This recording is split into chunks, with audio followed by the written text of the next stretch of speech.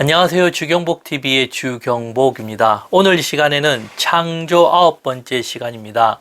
제가 저번 강의를 쭉 보면서 중간에 좀 필요한 내용이 있어서 넣어볼까 합니다. 그 내용이 무엇인가 하면은 성경을 어떻게 볼 것인가 라는 겁니다. 제가 강의에 이런 부분을 참 많이 언급했습니다. 하지만 참 중요한 문제다 보니까 또 다시 한번 더 반복을 해볼까 생각 중입니다. 지금 현재 코로나로 인해서 바뀐 것 중에 하나가 무엇이 있는가 하면은 영상 예배입니다.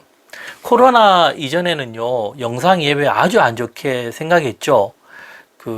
교회에 나와야지, 그건 예배도 아니다 라고 다 얘기했습니다. 그런데 이 짧은 시간, 한 1년, 2년 사이에 굉장히 바뀌었고, 지금은 누구나 다 어떻게 생각합니까? 영상 예배 다 이렇게 보지 않습니까? 이게 지금은 시야가 굉장히 많이 바뀌었습니다. 이렇게 바뀌는 것이 어떤 코로나로 인해서 자연스럽게 이렇게 형성된 겁니다. 우리가 이 생각해 볼 수 있는 것이 무엇인가 하면은 바꾸어지기 전, 한 1, 2년 전이죠. 그때만 해도 어떤 모습이 강했는가 하면은 어떤 특정한 대형교회 목사님이나 큰 능력을 발휘하거나 힘이 있는 그런 분들을 바라보면서 따라가던 시선들이 굉장히 강했습니다. 우리 기독교예요. 사람들이. 그러면 왜 그런 시선이 강했는가 하면은 우리나라의 70년, 80년, 이때의 모습입니다. 우리 경제가 급속도로 성장하면서 그때 사람들은요, 어떤 사람들을 바라보면서 이렇게 갔지 않습니까? 제 강의에도 보면은 이건희 씨에 대한 강의가 좀 있는데요. 결국은 이건희 전 회장이 또 그런 강한 카리스마의 한 모습이지 않겠습니까? 그 모습, 그 세대들이 교회에 아직까지 중심의 역할을 하다 보니까, 지금 사회는 굉장히 많이 바뀌었는데도 여전히 그런 모습들이 교회에는 굉장히 많이 남아 있었습니다.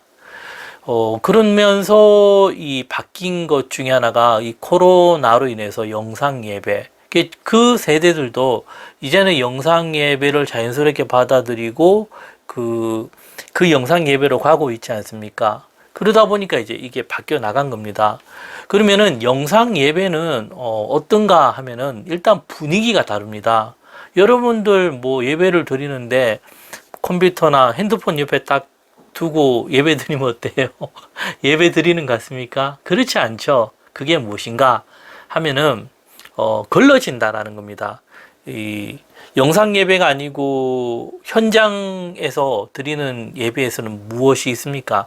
어떤 그분의 어떤 강한 호흡이라죠. 열기, 뜨거움, 카리스마들이 나타날 수 있는데요. 많은 무리들이 앉아 있고 자연스럽게 흘러나오는 그 카리스마가 통하지 않는다는 겁니다. 영상 예배는. 그리고는 사람들이 한번 걸러진 데서 보다 보니까 객관적인 시야가 될 수밖에 없는 게 영상 예배의 현실이라는 겁니다. 현장에서요, 강하게 어필을 해도 사람들은 자연스럽게 받아지던 내용들이 이 영상 예배에서는 그 내용이 통하지 않을 그럴 가능성이 많다라는 겁니다.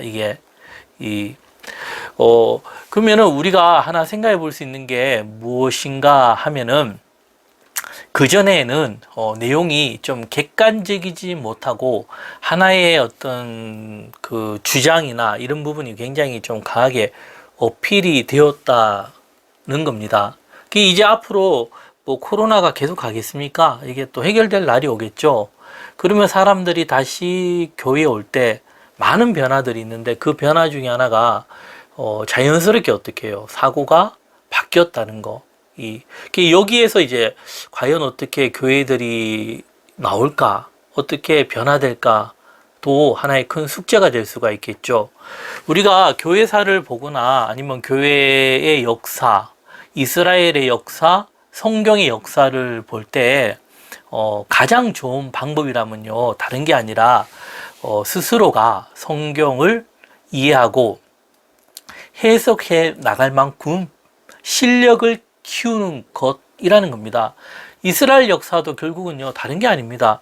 성경이 기록되어지고 남겨진 역사가 이 이스라엘의 역사고 성경의 역사라 말할 수 있습니다. 그것을 좀 더 얘기하면은 그 남겨진 성경으로 어떻게 해요? 스스로가 그 성경을 토대로 신앙이 자라는 세계로 가자라는 것이 성경이 남겨진 중요한 목적 중 하나입니다. 누군가의 어떤 뭐 말이나 이런 지시에 따라가는 것이 아니라, 물론 방향은 필요하죠. 자기만의 그런 것보다도 어떤 큰 사람들이나 이런 사람들의 방향은 알되, 이 작은 것들은 어떻게 해요? 인생에서 스스로가 선택할 수 있는 능력을 키워나가는 거, 이게 중요하다라는 겁니다. 여기에서 제가 질문을 하나 드린다면요, 어떻게 성경을 보면 좋을까? 성경을 볼 때 많은 방법들이 있어요. 저도 많은 방법들을 이야기했지만 좀 더 이제 줄여나가면은 어떻게 성경을 보면 좋을까라는 거, 일단 한번 생각해 보시기 바랍니다. 그냥 성경을요, 펴놓고 뭐 맹목적으로 계속 읽어 나가고 공격적으로 읽어 나가는 것보다, 내가 현 시점에서 어떻게 성경을 읽어 나가고 해석하고 어떻게 내 것으로 만들어 갈 건가를 충분히 생각하면서 이 끊임없이 바꿔 나가는 거, 이게 필요하다라는 겁니다. 제가 두 가지로 일단은 맥을 잡아봤습니다. 첫 번째는요, 성경의 큰 흐름을 아는 것, 전체를 아는 게 필요하다. 이게 가장 중요합니다. 성경은 어느 정도 흐름을 알고 봐야지, 그 흐름을 모르는 데서 성경을 읽으면요, 성경이 자기 생각으로 빠지기 쉬워요. 자기 관점으로 해석하기 쉬워요. 이걸 좀 더 넓게 얘기하면은, 그 성경이 없어지고, 자기 자신이 우상화가 될 수 있다라는 겁니다. 그렇기에 가장 중요한 거, 성경의 큰 흐름을 바로 전체를 아는 게 필요하다는 겁니다. 그래서 이걸 알기 위해서 좀, 이런 공부는 좀 할 필요가 있습니다. 그리고 이런 공부도 좀 쉽지는 않죠. 그러지만 이런 쪽의 공부를 좀 잘 마스터해 두면 그다음부터는 굉장히 좀 잘 빠르게 갈 수 있는 방법이 되거든요. 그래서 성경 전체에서 부분으로 해석해 가는 거. 우리가 뭐 요즘 뭐 핸드폰으로 내비게이션 많이 사용하죠. 그때 어떻게 합니까?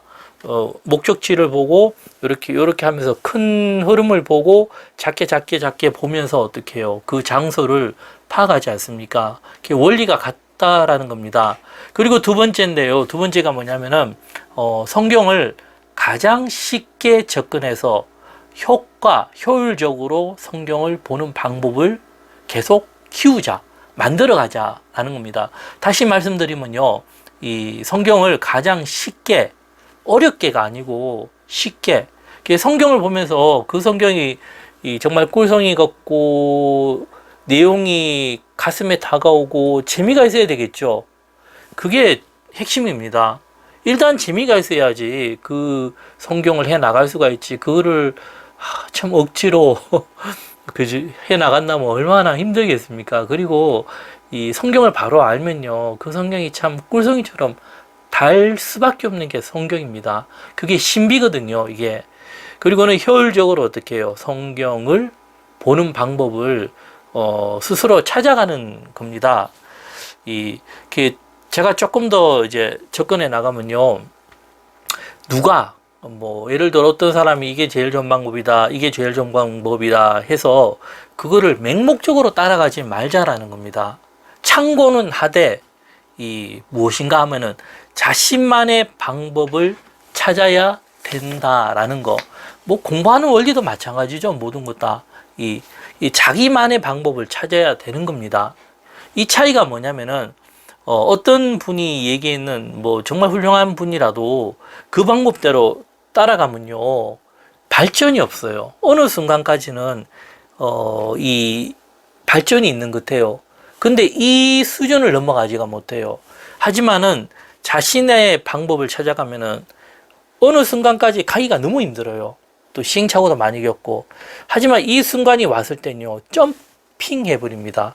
그리고는 발전이 자기가 생각했던 것보다 쭉쭉쭉쭉 올라가는 게 느껴져요. 하지만 이 처음에 얘기했듯이 사람의 말이나 누구의 어떤 울타리가 갇혀버리면은 부딪혀서 내려오고 부딪혀서 내려오고 참 발전이 더디다는 걸 볼 수가 있다라는 겁니다. 그게 왜 그러냐면은 사람은요, 하나님이 지으실 때 인격적이고 개성이 다 다르게 지으셨어요. 즉 이해하는 폭도 다 다르게 지었다는 겁니다. 성경을 우리가 볼 때 가장 중요한 게 뭔가 하면은 성경을 혼자서 읽는 겁니다. 이게 아주 중요해요. 성경을 뭐 많은 강의도 듣고 하는 거지만 자신만의 공간이 있죠. 그곳에서 성경을 펴서 혼자만의 읽는 시간, 그리고는 읽으면서 그 성경을 묵상하고 묵상한 걸 토대로 기도해 나가는 것, 이게 제일 중요하거든요. 그 시간이 아주 중요하다는 겁니다.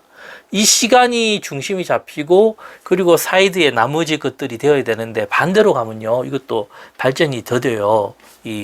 혼자서 읽어 나갈 때 가장 큰 은혜를 받을 수 있어야 되고 그렇게 읽어 나가면서 삶의 길과 진리가 보여야 된다는 거죠. 결국 하나님의 뜻을 찾아가는 중요한 그런 도구가 되어야 된다는 거죠. 방법으로 본다면 이거는 제 개인적인 뭐 방법, 꿀팁이라 할 수 있는데요. 저는 개인적으로 뭐 번역본들을 보지만 주로 현재 현대어 성경이라고 이걸 그냥 많이 봅니다. 저는 성경을 먼저는 전체를 아는 것이 필요하고 이런 상황이 된 다음에 것이겠죠. 그렇게 이제 된 다음에 현대어 성경을 좀 보다가 같이 겸해서 많이 봐요. 그리고는 어떻게 해요? 생각을 많이 해봅니다. 그리고는 이제 주석과 참고 도서를 보고 확인하고, 그리고 내가 생각한 관점을 보고는 다시 성경을 봅니다. 결국 성경 안으로 들어가기 위해서 노력하는 겁니다. 왜 제가 이 말씀을 드리냐면요, 거의 다수가 반대로 가요. 일단은 해설서나 주석부터 봐요. 왜? 전문가들의 말이 맞기 때문에 그들의 말을 먼저 참고하자. 자기 생각이 없어지는 거예요. 자기가 그리고는 그 안에 갇혀버립니다. 그러면은 그 사람 말이 중심이 되면 어떻게 되죠? 그 사람의 관점에 따라서 이해하고 해석하다 보면은 그 사람의 관점과 다른 것은 어떻게 해요? 그냥 안 받아들이는 거예요. 이게 우리의 모습이거든요. 이게 아니라는 겁니다. 제가 처음에 말씀드렸듯이 성경을 왜 보는가 하면요, 나의 신앙을 위해서.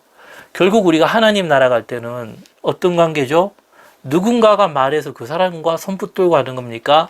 내 혼자서 하나님을 만나는 1대1 관계입니까? 1대1 관계라는 겁니다. 그렇기에 스스로 성경을 알고 이해하고 해석해 나가는 방법을 계속 개발하고 키워가는 게 참 중요하다는 겁니다. 이 방법이 처음에는 좀 어려워요.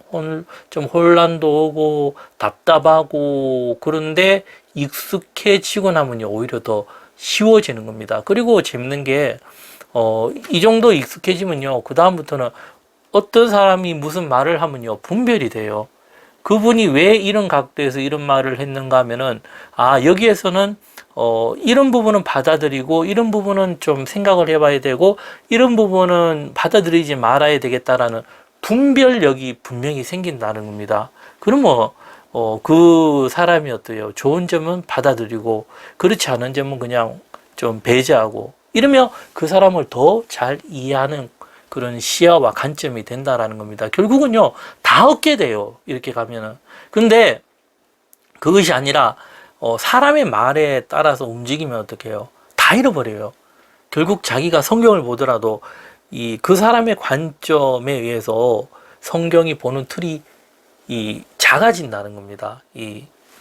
그래서 이것만 우리가 잘 익혀나가도요, 성경만으로도 많은 영감과 깨달음이 주어진다는 겁니다. 온다는 거죠.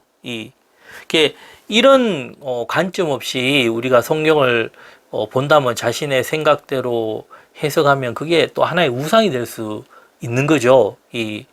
그래서 성경이 무엇이라 하는가? 결국은요, 성경은 우리가 삶을 살아갈 때 하나의 가이드, 나침반 역할을 하거든요. 그래서 항상 질문을 하죠, 스스로에게. 하지만 질문과 동시에 하나 더 생각해 보는 게, 과연 성경은 어떻게 말하고 있는가를 같이 보는 겁니다. 이게 참 중요하거든요. 결국은 하나님의 뜻을 찾고 아는 것은 하나님의 말씀에 의해서 되는 거지, 누군가의 말이나 계시나 음성이나 그건 아니라는 겁니다. 그렇게 하나님께서요, 이 땅에 성경을 남겨주셨고, 그 남겨진 성경으로 인해서 어떻게 해요? 복음의 역사가 이어지고, 그 성경으로 인해서 우리가 어떻게 해요?